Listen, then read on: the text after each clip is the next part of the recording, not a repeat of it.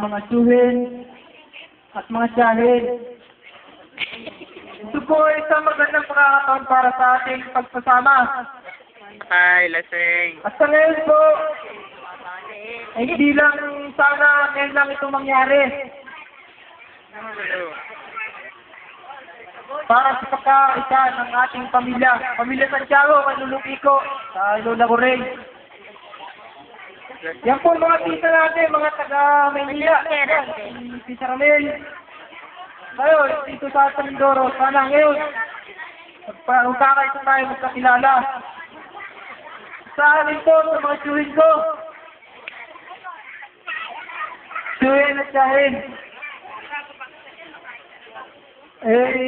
Magandang gabi po sa inyo lahat.